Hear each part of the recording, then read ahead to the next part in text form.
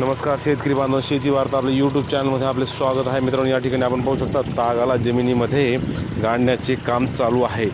ताग जमीन गाडताना आपण डायरेक्ट नांगराच्या साह्याने त्याला माती आड करू शकतो किंवा रोटावेटरच्या साह्याने किंवा ते जे मल्चर येतं त्या साह्याने त्याचे तुकडे करून नंतर नांगरटी करून आपण करू शकतो. आपापल्या विभागामध्ये ज्याप्रमाणे सुविधा आहेत त्याप्रमाणे आपण त्या गोष्टी करू शकतो.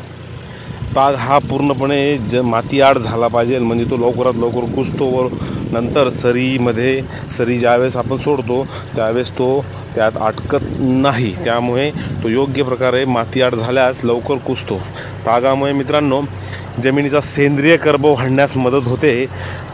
सध्याच्या रासायनिक खतांच्या किमती खूप वाढलेल्या आहेत. शेणखत देखील खूप कमी प्रमाणात गुरढोर असल्यामुळे मिळत नाही. त्यामुळे आपल्यांना हिरवळीचे खत हा एक उत्तम पर्याय या ठिकाणी आहे. त्यामुळे जमिनीचा pH मेंटेन राहतो, जमीन नरम होते, भुसभुशीत होते, जमिनीमध्ये मोठमोठ्या ढेकळांचे प्रमाण कमी होते, जीवाणूंची संख्या वाढते, गांडुळांची संख्या वाढते, परिणामी आपले उत्पन्न देखील वाढते.